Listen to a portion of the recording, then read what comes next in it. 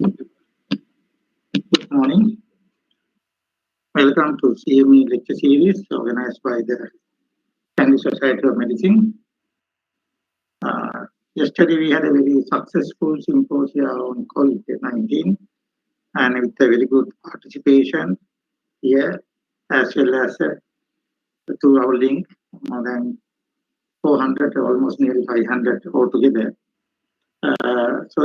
Continuing our CME lecture series, today we are going to talk about ENT and common ENT emergencies by Professor S Selvarathnam, our consultant, senior consultant, ENT Surgeon, NHSL Kandy.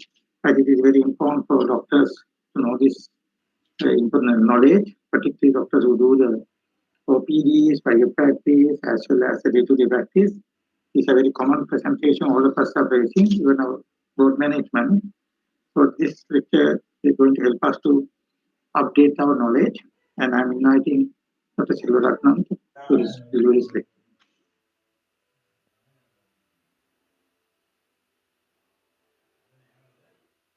Remove the mask. Good morning, everyone. Thank you very much to Dr. Mandakadara and team to giving me an opportunity to give a lecture. This is a ENT, common ENT emergencies. It's a big topic. So that is the picture shows it's a no end. So there are a lot of slides and topics, but I had to touch certain things and I had to go fast.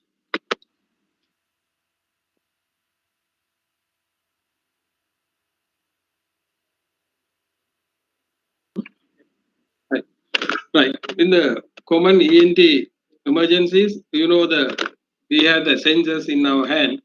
Otology, that is the ear, rhinological disorders in the nose and the head and neck area. All these, what we get the infections, trauma, and the foreign bodies, complication due to infection, either head and neck, nose, or the ear. Epistaxis, that is every day you get a lot of patients, and the congenital conditions can present in a emergency situations, and the airway obstruction. These are the common things coming to day-to-day practice, even now to hospitals.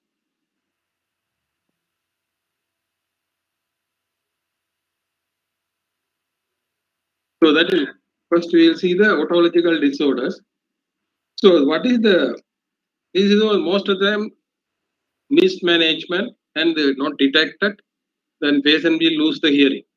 That is the sudden onset of the hearing loss. So this is occurring in the patient lose the hearing within 3 days. So they may feel the fullness of the ear or some sound, sometimes no sound, only the blocked ear. So if they come, then you will see we may be some phlegm, you may give some treatment.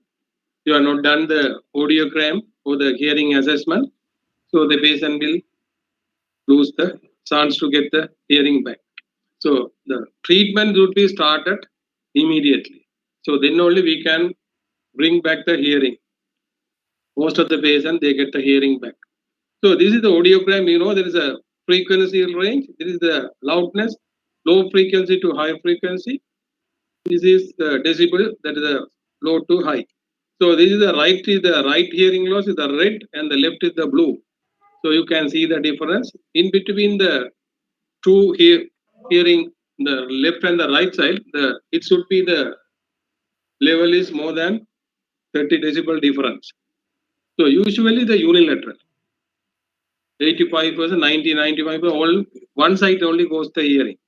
Very rarely you get the both side. So what is the etiology? Why they get the hearing loss? So maybe the viral infections, they get due to the infection of infectious mononucleosis, so in the measles, lot of viruses can cause the labyrinthitis. Because of this labyrinthitis, inflammation in the labyrinth, the hair cells will die and they lose the hearing. So even the vascular compromise, the cochlea has the only single artery, end artery, or no other blood supply.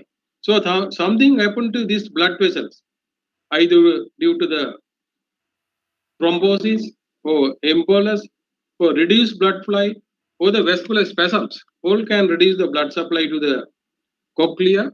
the hair cells suffer because that poor oxygenation and the cells will die. So if we start the treatment early, we increase the blood flow to the cochlea, then hearing we can get it back. And even the intracochlear membrane, there are three compartments. It is not mixed together. There are perilimb and the endolimb. There are electrolytes in the different concentration in the perilimb and the endolimb. So when they have the rupture of this intracochlear membrane, it will mix up and there will be a change in the endocochlear potential that will affect the hearing. There are immune-mediated inner disease, SLE, the collagen diseases. It can affect autoimmune rheumatological disorders, even iron deficiency anemia. All these will affect the blood supply to the cochlea. So we have to think when the patient come to the clinic for the OPD treatment, fullness of the ear, no the symptom.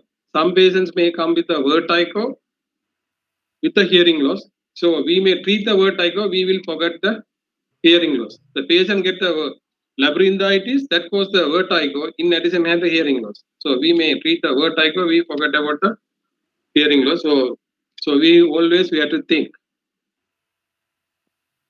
What is the treatment? So what we have to do is the blood supply, vascular spasms or thrombosis or embolus or the viral infection.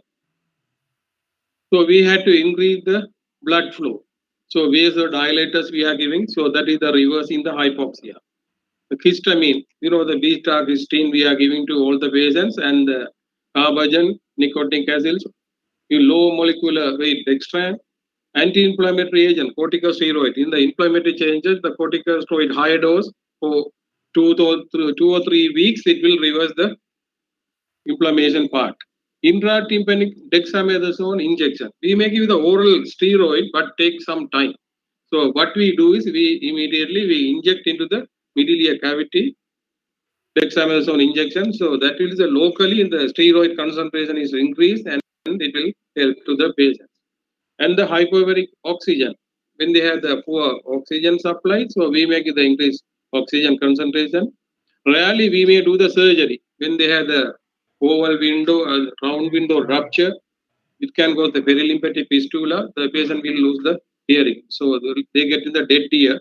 So once we have diagnose it, we can do the surgery and repair it. So these are the common treatment to get the hearing back. So that is the sudden onset of hearing loss. So next one is again the vertigo. Vertigo is not all the vertigos are not emergency, but there are certain conditions need the immediate treatment. As we know, the balance is a central nervous system. That is the central vestibular system is in the brainstem. From to the brainstem, the vision, the pathway is going, and the sensory proprioceptors and the ear vestibular system goes, and the sensation this part goes. All these tracts go to the brainstem. There is the vestibular central vestibular nuclei. That is the main areas to control our balance. So any input anywhere is a problem. It will affect our balance.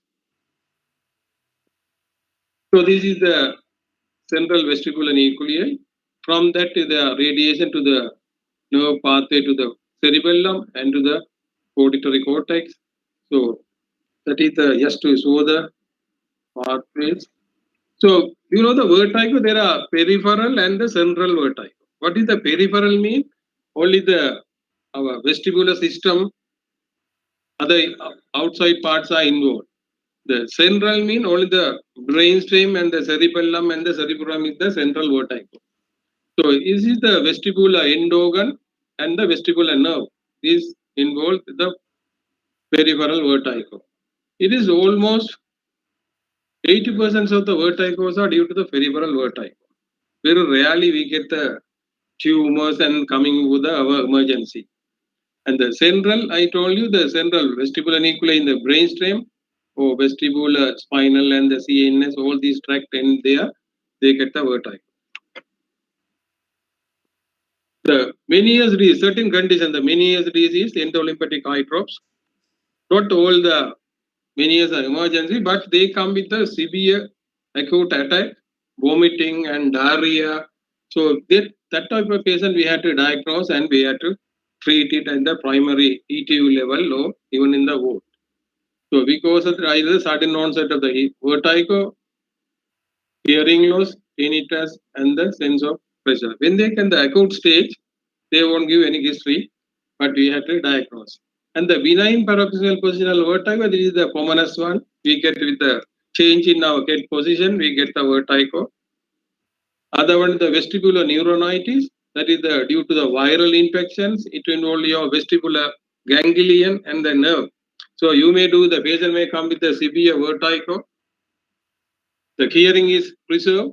All the vestibular nerve and the ganglia is involved, not the cochlea. So hearing is preserved, but the patient gets the severe symptom. You may do the CT scan, but you can't diagnose the vestibular ganglion neuronitis or the vestibular neuritis. Only thing is you have to examine and you have to diagnose. So that is mainly due to the virus. It may last for 2 to 3 weeks.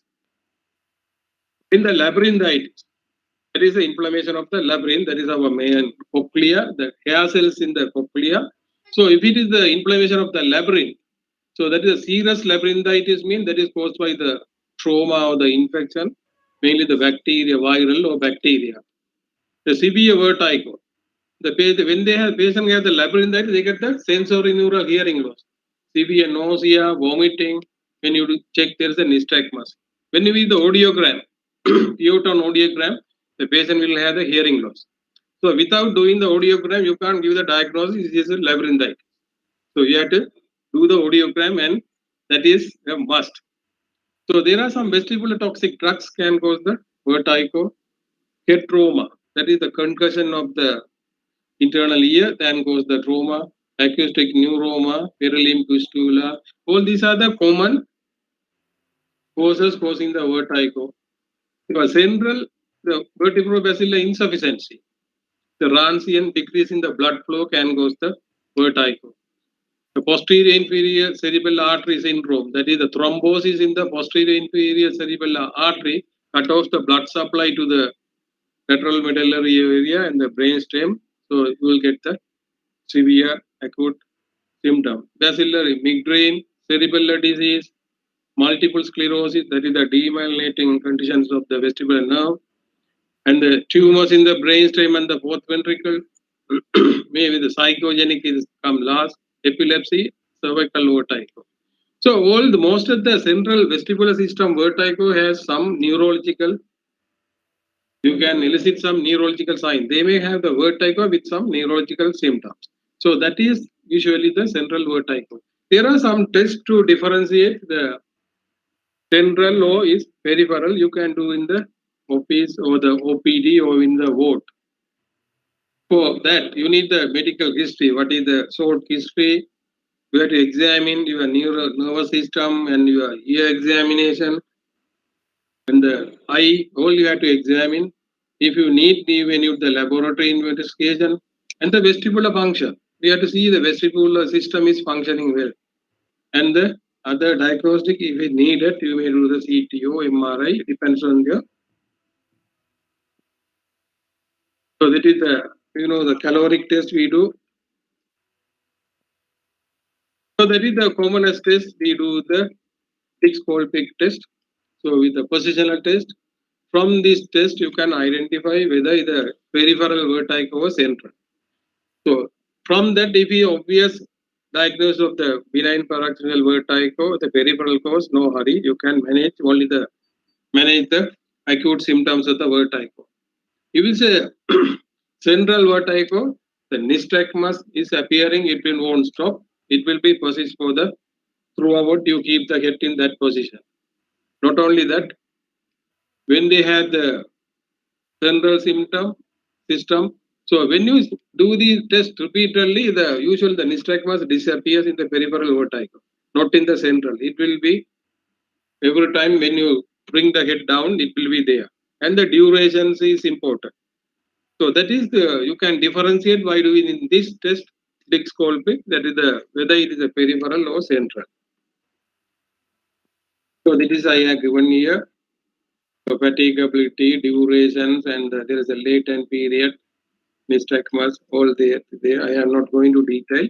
So deep treatment is dependent on the diagnosis. You get the history and your investigations, you can diagnose. What we do is the vertigo, we have to suppress the acute symptoms first. Then we can do the symptoms are under control, that is the emergency.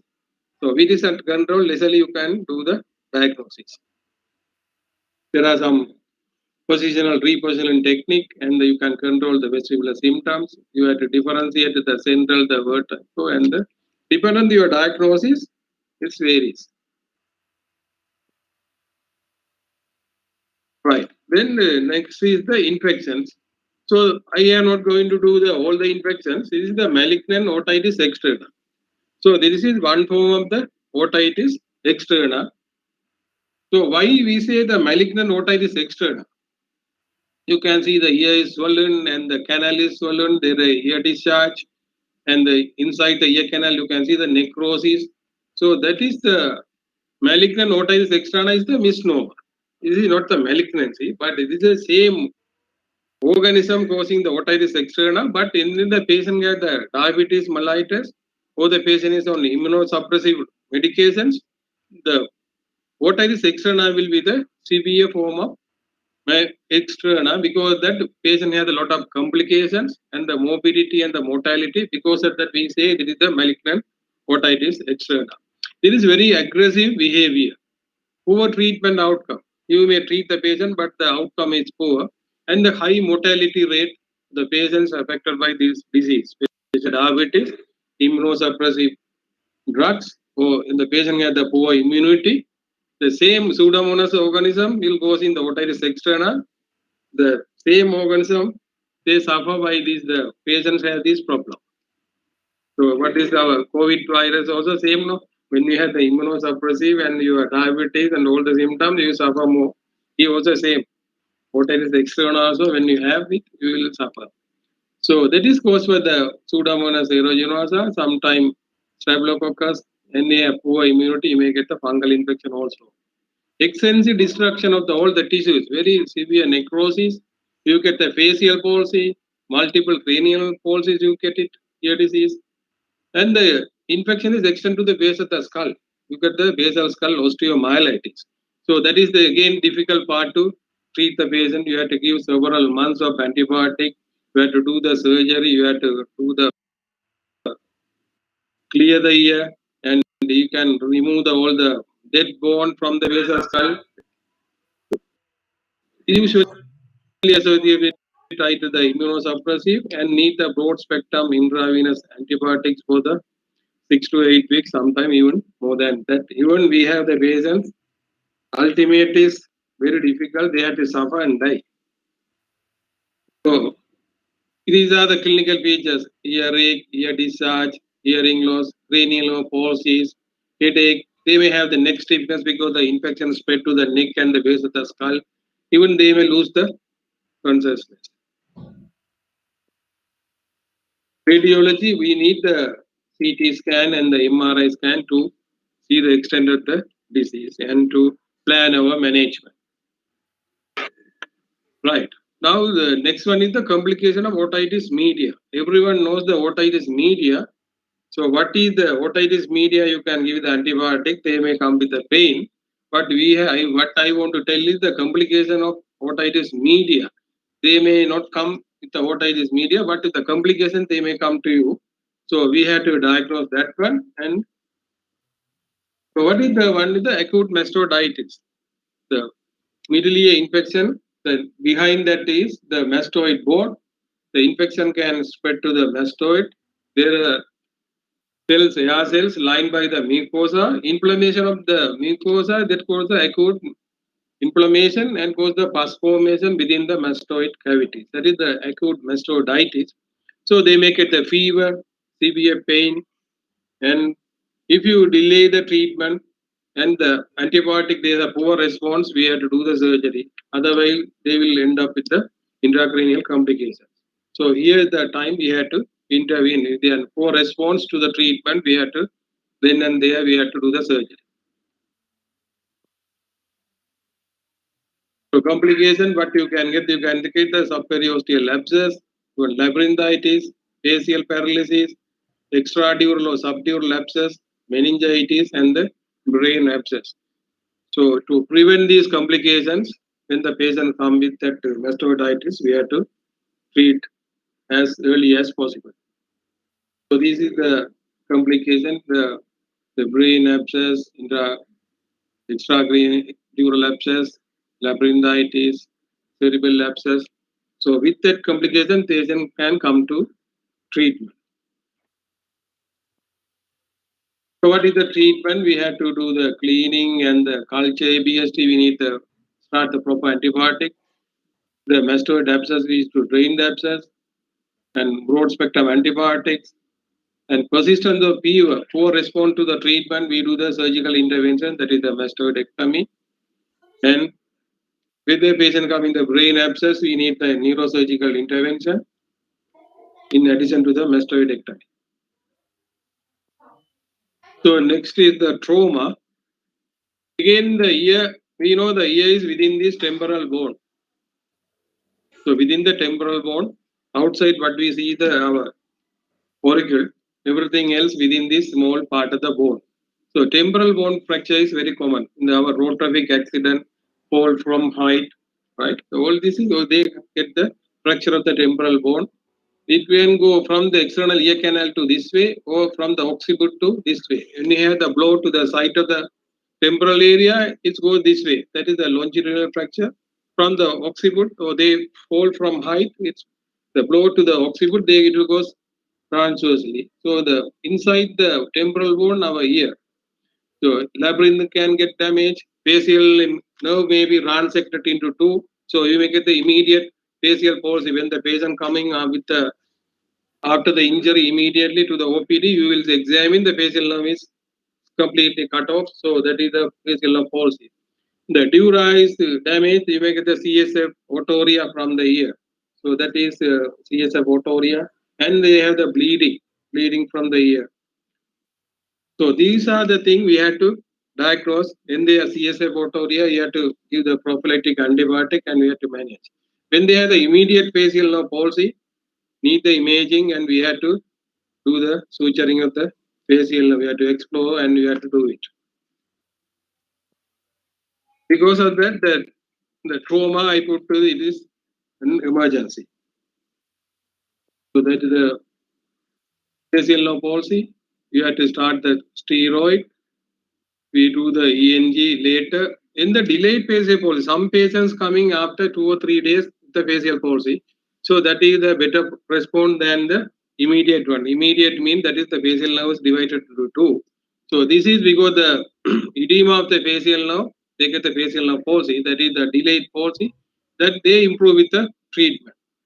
And the antibiotics to prevent the intracranial infection, CSF rhinorrhea, we may need the lumbatrain to reduce the pressure and it will heal. And we have to treat the hearing loss, sensory or the conductive hearing loss. Because of that, the temporal bone fracture is very common. All these patients come into OPD, come with the bleeding from the ear. So we have to see. And the laceration of the pinna, there is a blunt trauma or cut injury, whatever it is. When they have the trauma, so maybe the hematoma, we know the blood supply to the cartilage of the auricle supply from the blood vessels. So blood hematoma forms and the perichondrium is stripped off. The cartilage will with the avascular necrosis. To prevent that, when the patient coming with the laceration of the ear, we have to suture it immediately to prevent the necrosis and damage to the cartilage. So broad spectrum antibiotics and we have to start it. And the ulcer of the pinna, maybe a small part of the pinna is attached to the skin. We have to immediately suture it. We may preserve the ear.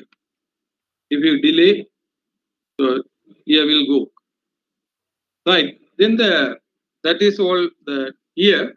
The rhinological disorders, you know the nose. I need to put the pictures to remember the nose and the structures inside the nose. Here the main part, this is also very common, the septal hematoma. You know the septum have the good blood supply either side. of the septum. There is a swelling on the both sides. Here the septal cartilage, that the perichondrium is blood vessel from the perichondrium is go to the cartilage. Blood is formed between the perichondrium and the cartilage. So blood supply will be deprived to the cartilage. So that will cause again the necrosis of the septal cartilage. They will get the nasal deformity if we delay it. So because of that, we have to identify the septal hematoma and the patient coming with the nasal trauma or facial trauma or assault. So we had to exclude always the septal hematoma. You can correct the shape of the nose later, but we had to evacuate the drain the hematoma. So, so that is the main emergency part we had to. They may come with the nasal obstruction. Some patient without any injury, they may come spontaneously hematoma formation, septal hematoma. So that should be again diagnosed. No other problem, but the patient may come with suddenly the both side nose is blocked.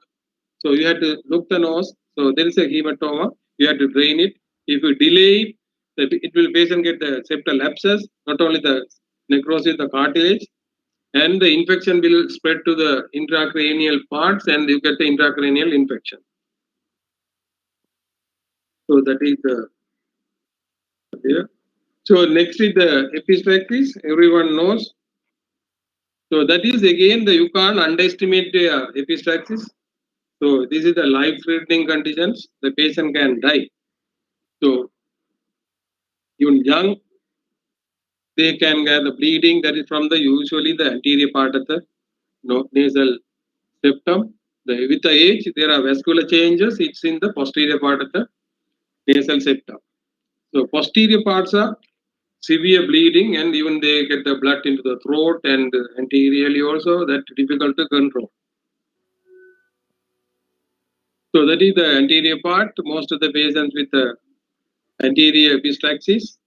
So then the posterior part is the wood trough, that is the other plexus. So that is with the elderly is from the posterior part. So that is the blood supply, anterior ethmoidal, posterior ethmoidal for the superior part of the nose, sphenopalatine artery, that is the maxillary artery. Maxillary artery, the branch of the external carotid artery. These two, the internal carotid artery. These are the main blood supply. In addition, you may get the facial arteries, small branches, but these are the main blood supply to the lateral wall of the nose and the septum. So when we have the bleeding, we had to have the control of these three blood vessels. So what are the common causes? The trauma. That is, we know that trauma can cause. Even the acute infection, rhinitis or sinusitis, or nasal congestion, all will cause the acute and the chronic nasal bleeding. In the neoplasm, the paranasal sinus and the nose, we may look the nose and we may send the patient, no bleeding, you can go. But patient may have the tumor in the paranasal sinus, so on and off, they get the bleeding, and finally they may come late with the neck knot or other intracranial extension. So always when the patient coming with the epistaxis, you have to see the nose, you have to do the nasal endoscopy, see all the areas of the nose. In addition, need the X-ray to see the paranasal sinuses. Don't miss it. With our past experience, and we have seen patients came with a sinus tumor, came with a neck knot later. So you can miss it easily. Atmospheric changes, high altitude or sudden compression also can cause bleeding. Deviated nasal septum, because the air current can cause the dryness of the nasal cavity, patient can come with the bleeding. Iatrogenic, due to the surgery, even the steroid nasal spray can cause bleeding. The general causes, commonly due to the medication, anticoagulant, warfarin or the aspirin, other analgesic we are giving to the rheumatoid arthritis, non-steroidal anti-inflammatory drugs, all can cause the epistaxis.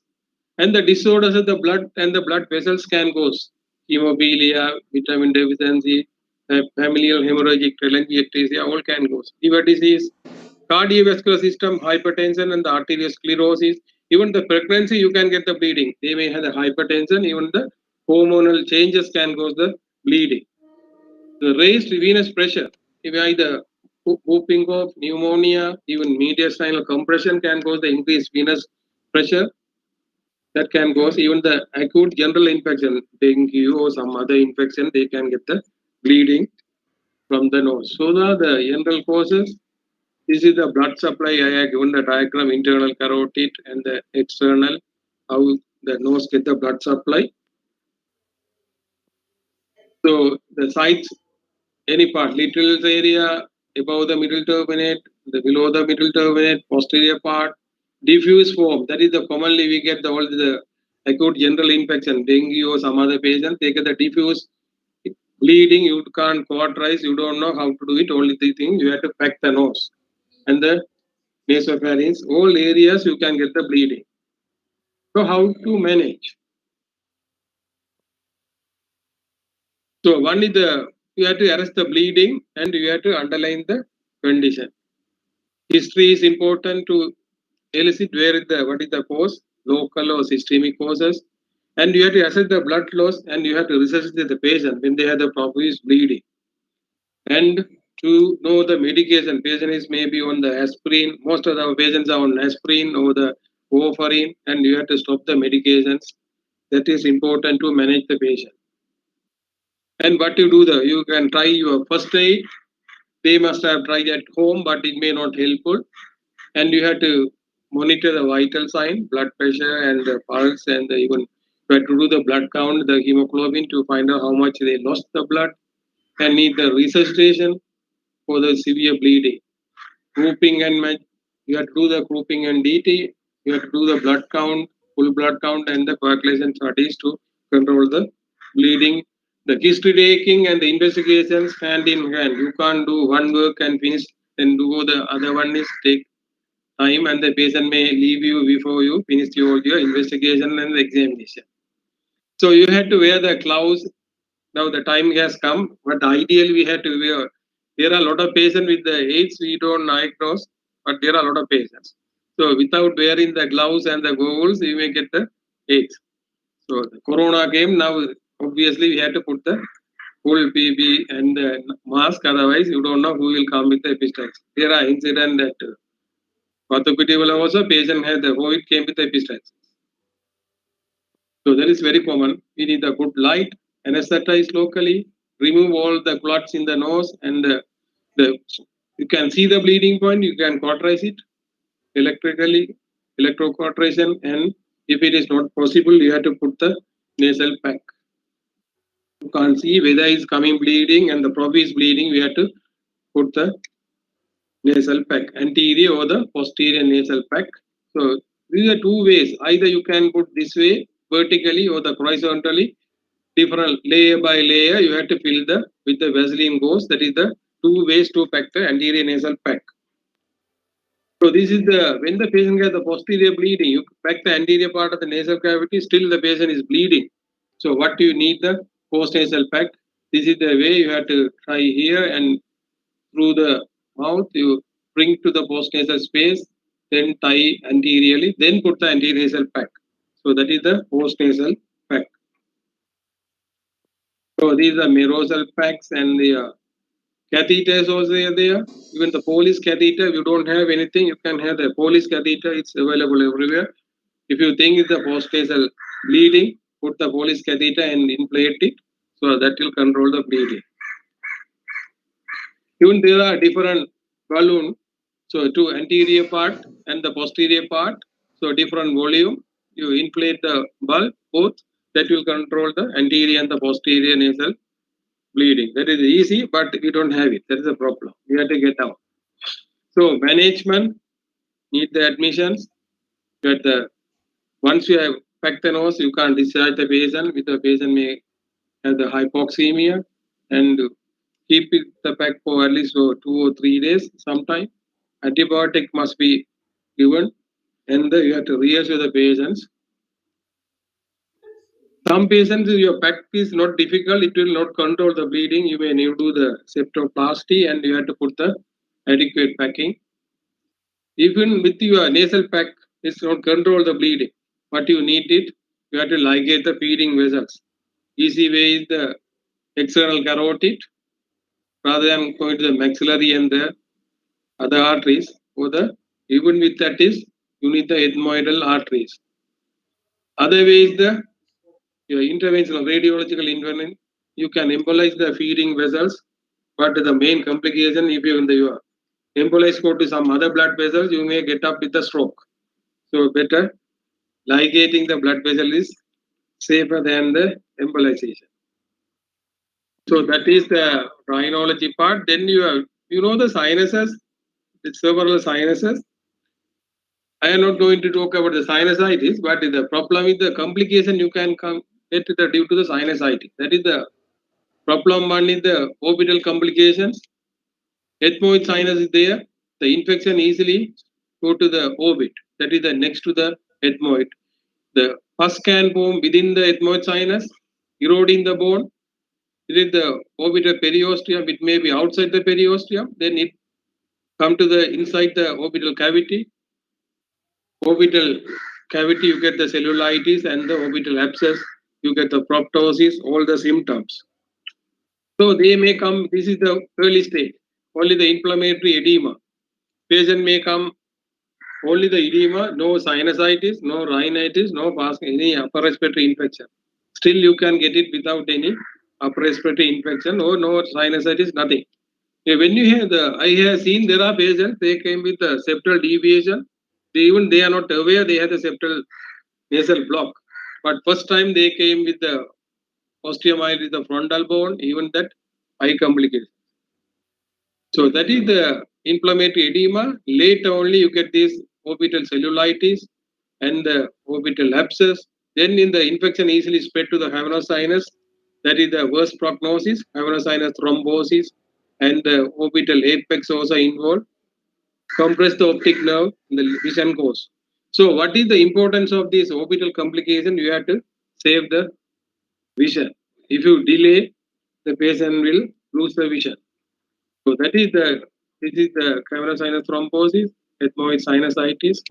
If you have to diagnose the patient when they had the ethmoid sinusitis, then the eye complications, you have to start the treatment, nasal decongestion and the broad spectrum antibiotic within the 100 minutes if they are not responding adequately. So we have to test the color vision first. The before they lose the acute visual acuity, they lose the color vision. So color vision goes first. So we have to check the vision.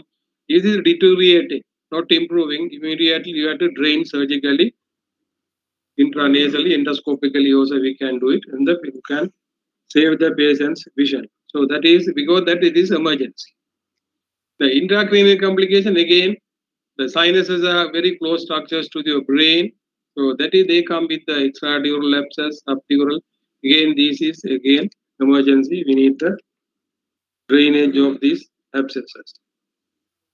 Finally, the airway obstruction. The airway start from there, but we are mainly concerned from the larynx to below.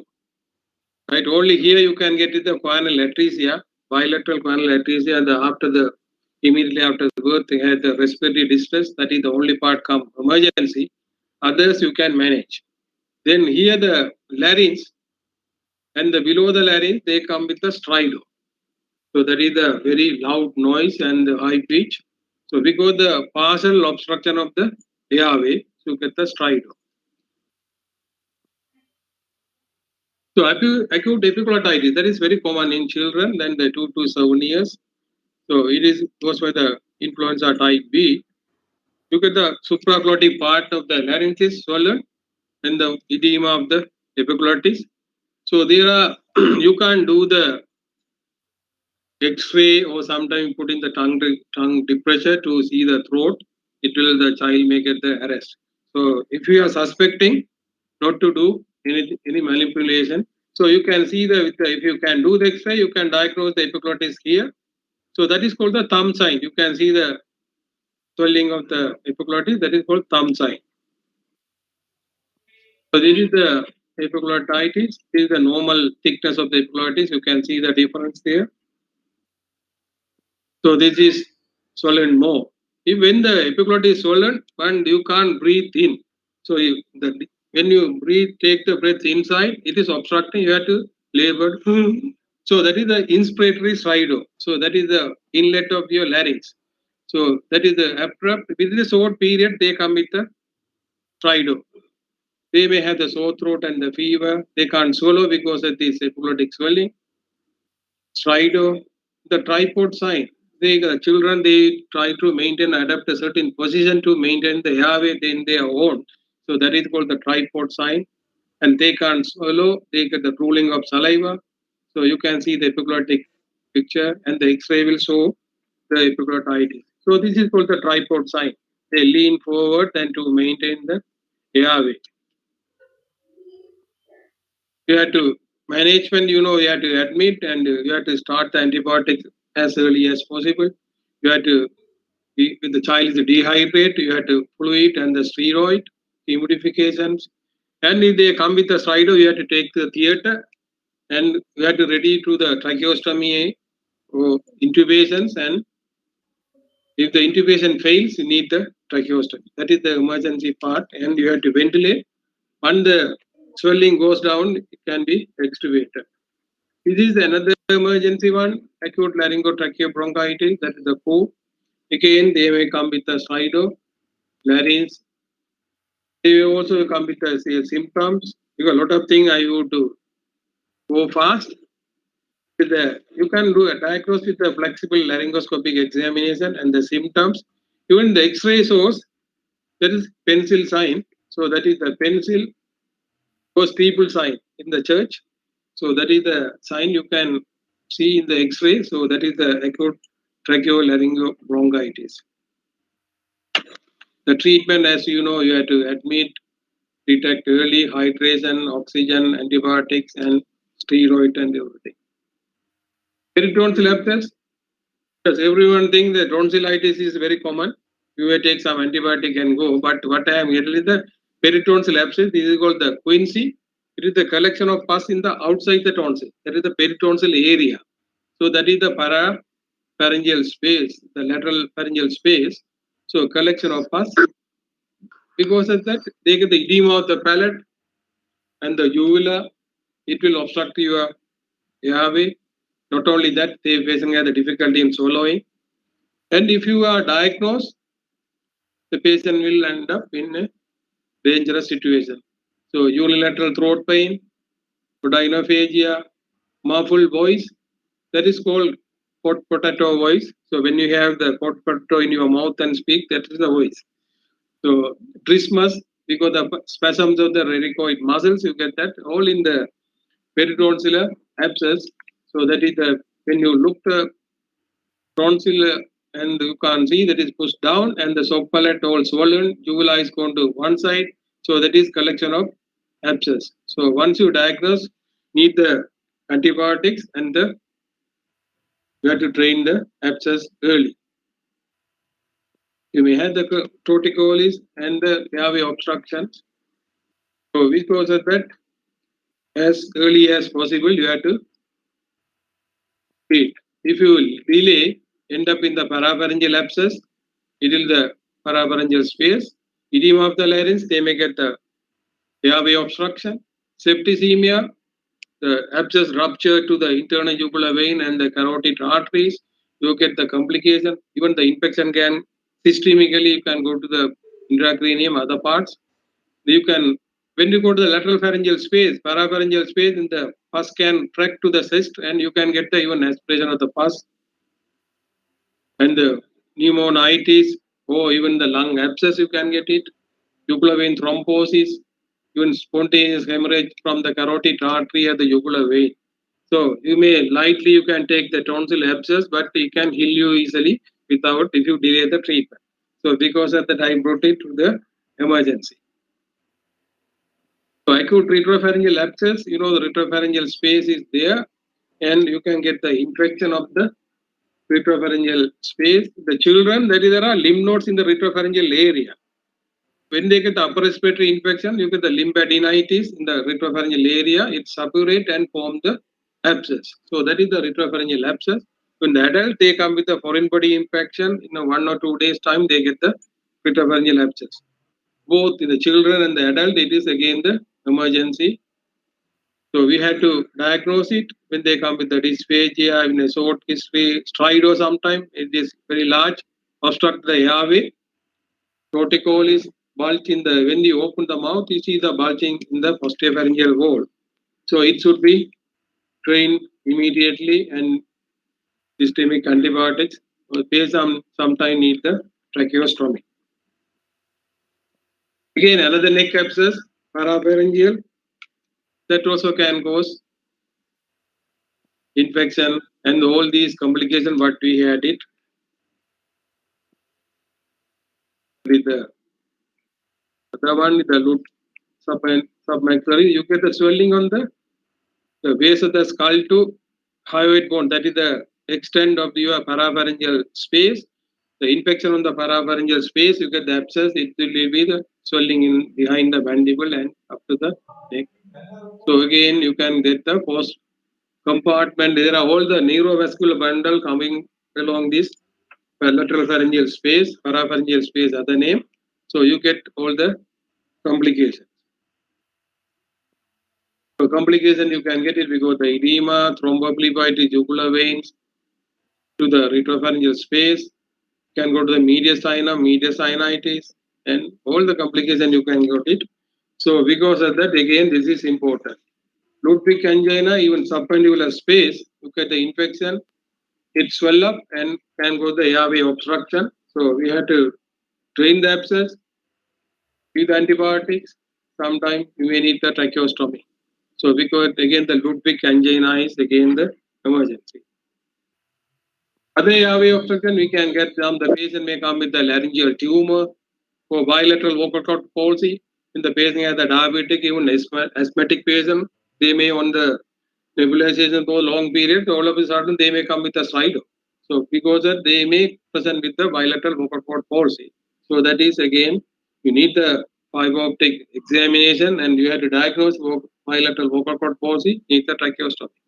Laryngeal tumor obstructing the airway, with your examination, again patient will end up in the tracheostomy. So those are the conditions other than our infection, tumors in the larynx, hypopharynx, laryngeal trauma, bilateral vocal cord palsies, all can cause the stridor. So we need the interference. And these are congenital conditions. They may come with a stridor. Again, with the examination, you can treat it, end up in the airway. You have to secure the airway. Fiber optic nasopharyngeal laryngoscopy. Foreign body, I am not telling the paper or insect in the ear, but the main part is the foreign body because this button battery. That is the dangerous part, whether in the ear or nose. So it will cause in the big, very vast damage to the ear, even in the nose. So it should be removed then and there. Immediately you have to remove. If you delay it, you get a lot of complications. So even children, there are different sizes. The large battery, they may stuck in the even the esophagus. Here, this is the battery. So it can go the ulceration, and you can get the even perforation of the esophagus. Even the nose, we can go the perforation of the nasal septum and the necrosis of the nasal cavity.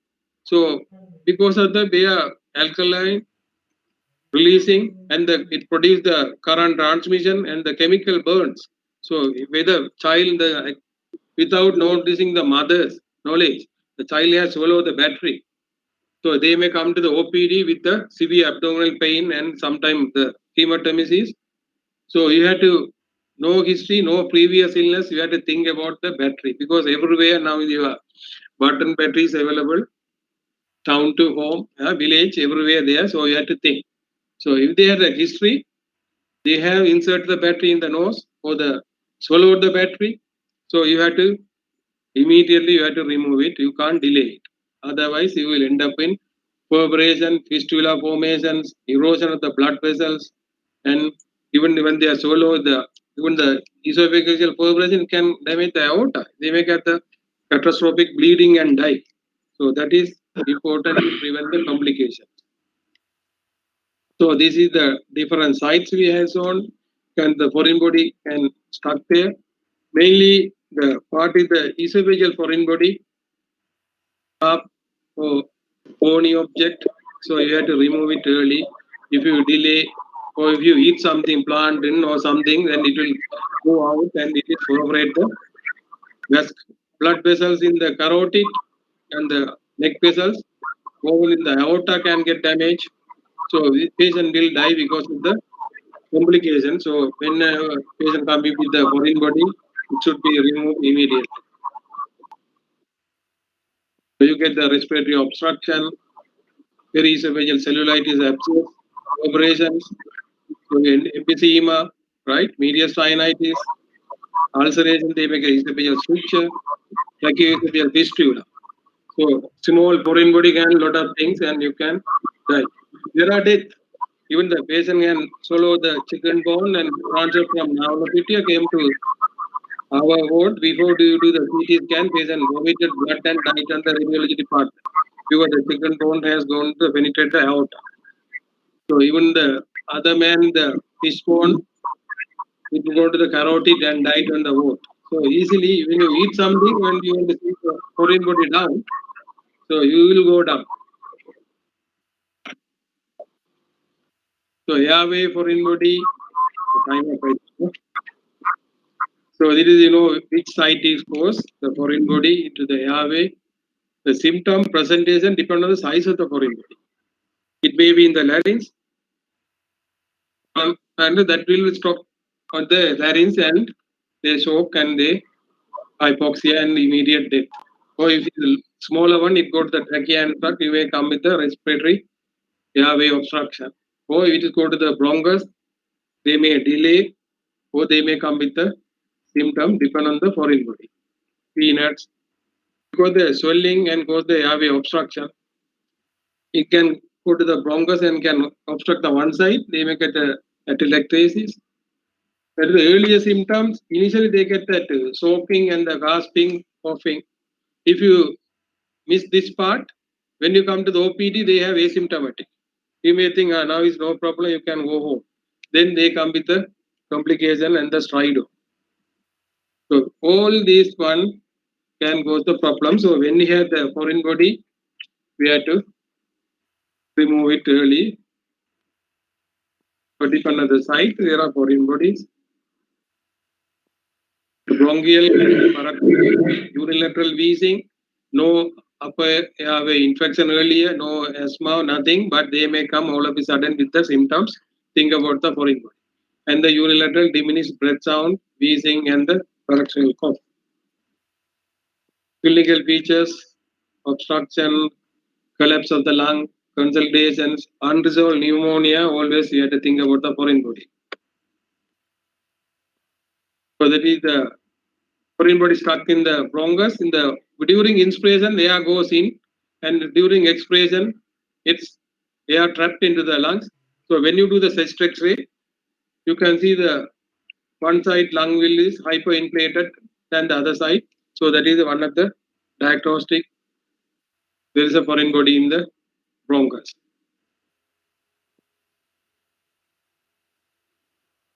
So that is the hyperinflated lung. So no other sign, no stridor, but before that, if it later they may have the completely obstruct, they get the atelectasis on the side of the lung. So there are some first aids. It may not work most of them in the infant, the breast thrust. So that is the management. When you are suspect, you have to remove it early. Yeah, we do the bronchoscopy, ventilating bronchoscopy, remove the foreign body. I think I have finished. I have gone fast. There's 120 slides. I have to go fast. Right. Thank you.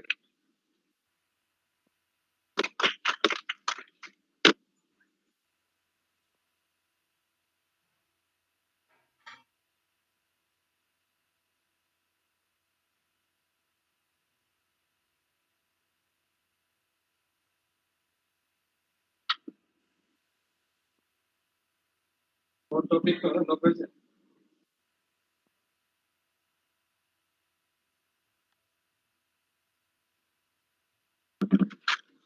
I think thank you very much, Dr. Selvarathnam, updating us. I think this will be really helpful our day-to-day practice, and not only that, this will give us the sinister features. As a practicing doctor, he has to know that when to repair without patient getting complication. and for everybody they are referring every day to you to remove for everybody getting associated unresolved pneumonia or chronic lung abscesses, something like that. We see day-to-day practice. Before I conclude the lecture, announcement, now I'm requesting all the doctors to become members of the KSM